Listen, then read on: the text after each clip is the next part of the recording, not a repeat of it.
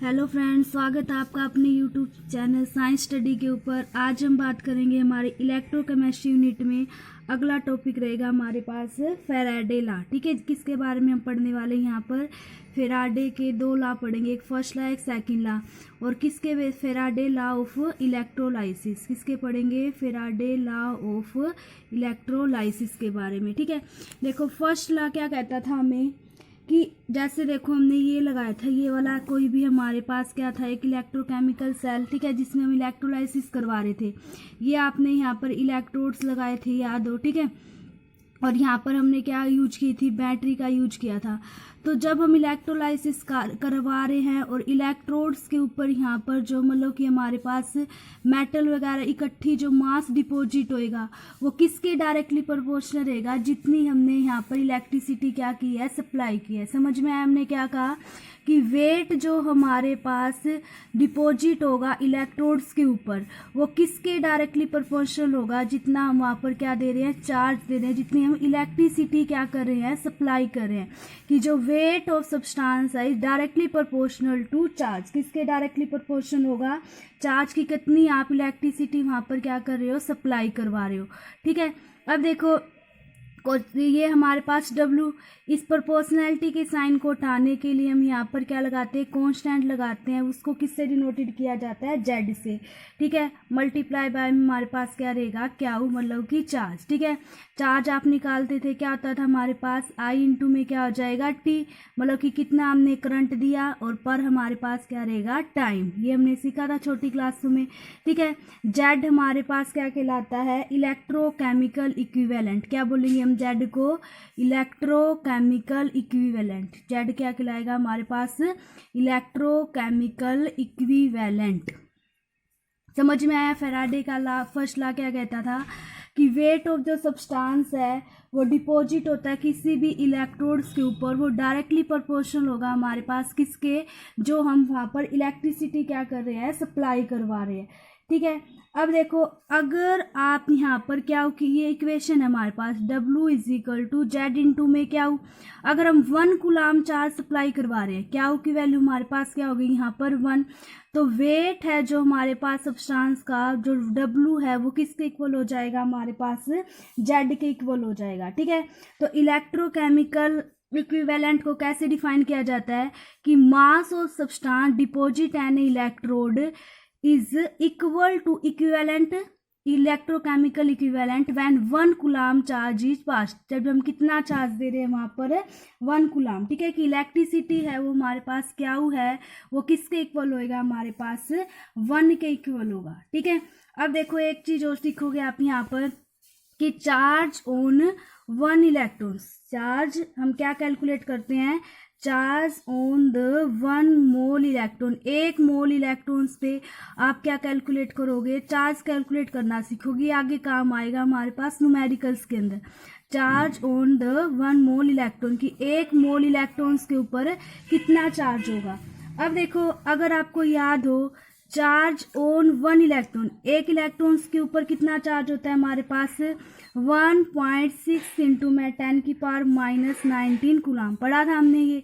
अब देखो 1 मोल में कितने इलेक्ट्रॉन्स होंगे? इन 1 मोल नंबर ऑफ इलेक्ट्रॉन्स कितने इक्वल हो जाएंगे हमारे पास? Avogadro number. ठीक है, किसके इक्वल हो जाएंगे हमारे पास? एवोगाड्रो। एवोगाड्रो नंबर की वैल्यू हमारे पास कितनी होती थी? 6.023 इंटू में 10 की पावर हमारे पास क्या रहेगा? 23। तो अब देखो एक इलेक्ट्रॉन्स पे चार्ज कितना है? 1.6 इंटू में 10 की पावर 19 कूलाम। ठीक है, अब 1 मोल में कितने इलेक्ट्रॉन्स है? इतने। तो 1 मोल इलेक्ट्रॉन्स पे चार्ज कितना हो जाएगा हमारे पास? 1.6 इंटू में 10 की पावर 19 मल्टीप्लाई बाय में क्या हो जाएगा? 6.03 इंटू में 10 की पावर क्या हो जाएगा? 23। ठीक है, अब देखो जब हम इस वैल्यू को सॉल्व करेंगे तो हमारे पास अकॉर्डिंग टू हमें वैल्यू दी होती है, इस वैल्यू को बोलते हैं 9650 कूलाम। ठीक है, 9650 कूलाम कि 1 मोल इलेक्ट्रॉन्स के ऊपर इतना चार्ज होता है, और इसको बोलते हैं फैराडे कांस्टेंट। क्या कहा जाता है इसे? Faraday constant. ठीक है, फैराडे एफ की वैल्यू हमारे पास क्या होती है? 9650 कूलाम पर मोल, ठीक है। 1 मोल इलेक्ट्रॉन्स के ऊपर अपने पास इतना चार्ज होगा। समझ में आई यहाँ तक? देखो हमने क्या पढ़ा था, W इज इक्वल टू क्या था हमारे पास, Z इंटू में क्या हो, Z हमारे पास इलेक्ट्रोकेमिकल इक्विवेलेंट। अब देखो Z की वैल्यू निकालना सीखेंगे हम किसी भी मतलब कि न्यूमेरिकल के लिए। जैसे देखो सोडियम है, ठीक है, इसने कितने इलेक्ट्रॉन एक्सेप्ट किए, 1 इलेक्ट्रॉन एक्सेप्ट किया, तो ये किस में कन्वर्ट हो जाएगा, सोडियम के अंदर। ये सोडियम आयन था हमारे पास, ये सोडियम के अंदर कन्वर्ट हो गया। अब देखो जब हमने 1 मोल इलेक्ट्रॉन्स दिया तो हमारे पास कितने मतलब कि वेट आया सोडियम का, 1 मोल ऑफ सोडियम, ठीक है। अब देखो 1 मोल ऑफ इलेक्ट्रॉन्स है, इसके ऊपर कितना चार्ज होता था, हमने क्या निकाला था, 96500 कूलाम। अब इसका वेट निकालेंगे तो क्या होता है हमारे पास 23 ग्राम। कि इतना अगर हमने कूलाम चार्ज दिया तो 23 ग्राम हमारे पास ये मतलब कि उसके ऊपर इलेक्ट्रोड्स के ऊपर हुआ। अगर हम 1 कूलाम चार्ज देंगे तो वैल्यू क्या आ जाएगी, 23 बाय में क्या हो जाएगा 965 कूलाम इंटू में क्या हो जाएगा 1, ठीक है। इसी प्रकार से देखो मैग्नीशियम के लिए करते हैं। मैग्नीशियम 2 पॉजिटिव, 2 इलेक्ट्रॉन ले लिए इसने, इसका रिडक्शन हो गया तो किस में कन्वर्ट हो जाएगा, मैग्नीशियम के अंदर। अब देखो 2 मोल इलेक्ट्रॉन्स है हमारे पास, उससे हमें कितना मिल रहा है, 1 मोल ऑफ मैग्नीशियम, ठीक है। अब देखो 1 मोल पे मतलब इतना चार्ज होता है तो इसकी 2 के साथ मल्टीप्लाई कर देंगे 9650 की, तो 2 मोल इलेक्ट्रॉन्स के ऊपर। और मैग्नीशियम का एटॉमिक वेट हमारे पास कितना होगा, 24 ग्राम। तो अब देखो 1 कूलाम अगर हम इतना चार्ज अप्लाई कर रहे हैं तो इतना ग्राम मिल रहा है। अगर हम 1 कूलाम करेंगे तो कितना हो जाएगा, 24 बाय में 2 इंटू में 956। अब देखो अब हम हर के लिए अलग अलग बार तो निकालेंगे नहीं, तो क्या कर सकते हैं हम, देखो 24 क्या है यहाँ पर, किसी भी हमारे पास एटॉमिक वेट या फिर आप क्या मान सकते हो मोलिकुलर वेट, ठीक है। जैसे हमने यहाँ पर सोडियम के लिए निकाला था तो 23 था, तो ये भी क्या है हमारे पास एटॉमिक वेट या फिर मोलिकुलर मास। बाय में अब देखो आपको एन फैक्टर बताया था, एन फैक्टर क्या होता है, उसकी कितनी वैलेंसी होती है मेटल की या फिर जो भी आपने एटम ले रखा है। जैसे मैग्नीशियम की हमारे पास कितनी है 2, सोडियम के लिए हमने यहाँ पर वैल्यू क्या रखी है 1, तो एन फैक्टर की मल्टीप्लाई करेंगे और साथ में हमारे पास फेराडे कांस्टेंट रहेगा। समझ में आया? जेड की वैल्यू निकालने के लिए एटॉमिक वेट, बाय में हमारे पास एन फैक्टर और मल्टीप्लाई बाय हमारे पास क्या हो जाएगा, फेराडे कांस्टेंट, ठीक है। देखो हमने क्या निकालना सीख लिया, जेड है वो मोलिकुलर मास, बाय में क्या हो जाएगा हमारे पास एन फैक्टर, मल्टीप्लाई बाय में क्या हो जाएगा फेराडे कांस्टेंट। अब देखो हमने ला क्या पढ़ा था कि जो इलेक्ट्रोड्स है उसके ऊपर वो कितना वेट मतलब कि डिपॉजिट होएगा, वो मल्टीप्लाई बाय में इलेक्ट्रोकेमिकल कांस्टेंट, मल्टीप्लाई बाय में क्या था हमारे पास कितना हम चार्ज अप्लाई कर रहे हैं। अब देखो मोलिकुलर मास बाय में एन फैक्टर, अगर आपको याद हो जब आपने सोल्यूशन यूनिट पढ़ी थी तो molecular mass by n factor वो हमारे पास किसके इक्वल होता था, इक्विवेलेंट मास। किसके इक्वल रहेगा हमारे पास, वो इक्विवेलेंट मास। अब हम ऐसे लिख सकते हैं कि W है वो हमारे पास क्या हो जाएगा, W is equal to Z into में क्या हो, ठीक है। अब जेड की जगह यहाँ पर मोलर मास बाय में एन फैक्टर की जगह हम क्या लिख सकते हैं, W इंटू में इक्विवेलेंट मास मतलब कि हमारे पास इक्विवेलेंट वेट है जो, उसके साथ मल्टीप्लाई बाय में क्या हो जाएगा यहाँ पर क्या हो, और बाय में यहाँ पर क्या है हमारे पास फेराडे कांस्टेंट लिख सकते हैं हम। एक इक्वेशन ये बनेगी, ठीक है। अब देखो अगर आप यहाँ पर इस टाइप से लिखा हमने कि W is equal to molar mass by क्या था हमारे पास फेराडे कांस्टेंट मल्टीप्लाई बाय में एन फैक्टर। अब देखो इस मोलिकुलर मास को हम इस साइड लेके चलते हैं, ठीक है। इस मोलिकुलर मास को इस साइड लेके चलेंगे, W बाय में मोलर मास तो किसके इक्वल बच गया, Q बाय में क्या हो जाएगा हमारे पास यहाँ पर एन फैक्टर, ठीक है। और मल्टीप्लाई बाय में हमारे पास वही फेराडे कांस्टेंट। तो ये क्या कह रहा हमें, ये आपको याद हो तो नंबर ऑफ मोल्स याद है, हमने सोल्यूशन यूनिट में पढ़ा था कि वेट बाय मोलिकुलर वेट वो हमारे पास क्या हो जाएगा यहाँ से नंबर ऑफ मोल्स। तो नंबर ऑफ मोल्स अब यहाँ पर किसके इन्वर्सली प्रोपोर्शनल हो जाएंगे, हमारे पास एन फैक्टर के इन्वर्सली प्रोपोर्शनल हो जाएंगे, ठीक है। देखो आगे हमारे पास क्या रहेगा, फेराडे का सेकंड लॉ ऑफ इलेक्ट्रोलाइसिस। ये क्या कहता था कि जब हम 2 इलेक्ट्रोड्स ले रहे हैं मतलब कि 2 इलेक्ट्रोलाइट्स लेंगे, उसको सीरीज के अंदर कनेक्ट कर रखा है, तो जो सब्सटेंस इलेक्ट्रोड के ऊपर वहां पर डिपॉजिट होगा वो डायरेक्टली प्रोपोर्शनल हो जाएगा किसके, उनके इक्विवेलेंट वेट के। क्या कह रहा है कि when the same quantity of electricity is pass through the solution to different electrolyte, अलग अलग इलेक्ट्रोलाइट्स है और हम सेम इलेक्ट्रिसिटी पास करवा रहे हैं, उनको सीरीज में कनेक्ट किया हुआ है, तो मास है उस सब्सटेंस का जो प्रोड्यूस होगा इलेक्ट्रोड्स के ऊपर वो डायरेक्टली प्रोपोर्शनल हो जाएगा किसके, उसके देर इक्विवेलेंट वेट। तो जैसे हमने देखो AgNO3 का सोल्यूशन लिया और कॉपर सल्फेट का सोल्यूशन लिया, सीरीज में उनको ऐसे करके लगा दिया, तो मास ऑफ Ag जो हमारे पास इसका डिपॉजिट होगा इक्विवेलेंट वेट ऑफ Ag, मतलब कि हमारे पास, और कॉपर का जो मास हमारे पास डिपॉजिट होगा वो भी किसके इक्वल हो जाएगा, इक्विवेलेंट वेट ऑफ कॉपर। ठीक है, ये किसने कहा था, हमारे पास सेकंड लॉ ऑफ इलेक्ट्रोलाइसिस, अभी अभी आपने निकालना भी सीखा था।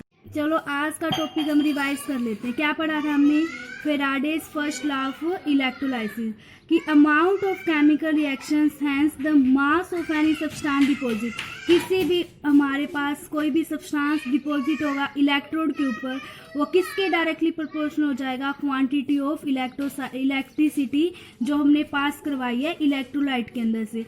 अगर आप देखो W मान रहे हो हमारे पास वो सब्सटेंस डिपॉजिट हुआ है और करंट हमने इलेक्ट्रिसिटी है वो उसको क्या मानना है, क्यू कूलम्स, तो W किसके डायरेक्टली प्रोपोर्शनल हो जाएगा, क्यू के, और इसको डायरेक्टली प्रोपोर्शनल के साइन को उठाने के लिए हमने कांस्टेंट लिया Z। ठीक है, Z क्या कहलाता था हमारे पास, इलेक्ट्रोकेमिकल इक्विवेलेंट। चार्ज किसके इक्वल हो जाएगा, करंट इनटू में टाइम। ठीक है, क्यू हमारे पास अगर 1 कूलम है तो Z की वैल्यू किसके इक्वल आ जाएगी, W के इक्वल। तो इलेक्ट्रोकेमिकल इक्विवेलेंट क्या है कि mass of substance deposit when current of 1 ampere is pass through 1 second, कि हमने 1 एम्पियर करंट को पास करवाया 1 सेकेंड के अंदर, मतलब कि हमारे पास जो चार्ज आया है वो कितना आया है, 1 कूलम। ठीक है, कैलकुलेट, अब देखो अगर हम 1 मोल इलेक्ट्रॉन्स पे मैंने आपको चार्ज कैलकुलेट करना सिखाया था, एक इलेक्ट्रॉन से चार्ज इतना आता था 1.6 इंटू में 10 की पावर -19 कूलम। तो अगर हम 1 मोल के अंदर नंबर ऑफ इलेक्ट्रॉन कैलकुलेट करें तो एवरोगैड्रो नंबर के इक्वल होते थे, और एवरोगैड्रो नंबर की हमारे पास वैल्यू कितनी होगी, 6.023 इंटू में 10 की पावर 23। तो एक मोल इलेक्ट्रॉन्स के ऊपर कितना चार्ज हो जाएगा, 1.6 इंटू में 10 की पावर 19 मल्टीप्लाई बाय में वही वाली वैल्यू 6.023 मल्टीप्लाई बाय में 10 की पावर 23। तो ये वैल्यू आपको मतलब कि अप्रोक्सीमेटली ये वैल्यू मान के चलते हैं हम 96500 कूलम। ठीक है, और इसको क्या बोलते हैं, ये चार्ज क्या कहलाता है, 1 फेराडे, और इसी को हम किस नाम से भी जानते हैं, फेराडे कांस्टेंट के नाम से भी जानते हैं। ठीक है, और किसके इक्वल होगा ये हमारे पास 96500 कूलम पर मोल। और फिर जैसे हमने Z की वैल्यू कैलकुलेट करनी सीखी थी, सोडियम ने एक इलेक्ट्रॉन एक्सेप्ट किया तो Na 1 मोल ऑफ इलेक्ट्रॉन्स हमारे पास 1 मोल ऑफ सोडियम, एक इलेक्ट्रॉन एक्सेप्ट किया यहाँ पर, अगर 956 कूलम है और उतना चार्ज हम अप्लाई कर रहे हैं तो कितने ग्राम मिल रहा है हमें, 23 ग्राम। अगर हम 1 कूलम चार्ज अप्लाई करेंगे तो कितना हो जाएगा, 23 बाय में 96500 मल्टीप्लाई बाय में 1। इसी प्रकार से आपने देखो मैग्नीशियम के लिए सीखा था है ना, कि 2 इंटू में हमने यहाँ पर 956 फेराडे कांस्टेंट लिया था, मैग्नीशियम का एटॉमिक वेट कितना था, 24 ग्राम। तो अगर हम 1 कूलम करेंगे तो 24 बाय में 2 इंटू में फेराडे कांस्टेंट, तो Z की वैल्यू यहाँ से क्या हो जाएगी, 24 इंटू में 2 इंटू में फेराडे कांस्टेंट। देखो Z हमारे पास किसके इक्वल आ जाएगा, हमने कहा था ना, ये भी देखो मोलिकुलर मास है, ये भी मोलिकुलर मास है, तो मोलिकुलर मास ये हमारे पास क्या है, n फैक्टर, या फिर आप वैलेंसी इलेक्ट्रॉन को एक्सेप्ट और डोनेट करने वाली, तो n फैक्टर मल्टीप्लाई बाय में क्या हो जाएगा, फेराडे कांस्टेंट। ये आपने देखा था W हमारे पास किसके इक्वल था, Z इंटू में क्या हो, according to first law of Faraday. अब देखो Z की वैल्यू ये आ गई, मोलर मास बाय में फेराडे कांस्टेंट मल्टीप्लाई बाय में क्या हो जाएगा, W is equal to Z into में क्या हो। ठीक है, ये पढ़ा था हमने, ये हमारे पास W की वैल्यू, अब Z की वैल्यू हमने यहाँ पर पुट कर दी, मोलिकुलर मास बाय में क्या हो जाएगा, फेराडे कांस्टेंट बाय में n फैक्टर, और ये क्या हो गया, चार्ज। ठीक है, अब देखो मोलिकुलर मास बाय में n फैक्टर किसके इक्वल होता था, इक्विवेलेंट मास, तो W की वैल्यू किसके इक्वल आ जाएगी, इक्विवेलेंट मास मल्टीप्लाई बाय में क्या हो, बाय में क्या हो जाएगा, फेराडे कांस्टेंट। ये इक्वेशन नंबर फर्स्ट। ठीक है, और W इज बाय में मोलिकुलर मास लिखोगे तो वो किसके इक्वल आ जाएगा, नंबर ऑफ मोल्स, और किसके डायरेक्ट इनवर्सली प्रोपोर्शनल हो जाएगा, वो n फैक्टर के। ठीक है, फेराडे का सेकंड लॉ यही कहता था हमें कि जब हम quantity, same quantity of electricity है वो क्या कर रहे हैं, पास करवा रहे हैं दो सोल्यूशन के अंदर से, और अलग अलग इलेक्ट्रोलाइट है और उनको हमने सीरीज में कनेक्ट किया हुआ है। ठीक है, तो मास है जो उनका डिपॉजिट होगा जो इलेक्ट्रोड्स के ऊपर, वो किसके डायरेक्टली प्रोपोर्शनल हो जाएगा, उनके इक्विवेलेंट वेट के। जैसे अभी अभी आपने एग्जांपल लिया था हमारे पास AgNO3 वाला और CuSO4 कॉपर सल्फेट वाला देखा था हमने। ठीक है, तो थैंक्स बच्चों वीडियो देखने के लिए। अगर आपको वीडियो अच्छी लगे लाइक करें, शेयर करें, चैनल को सब्सक्राइब करें। Thank you.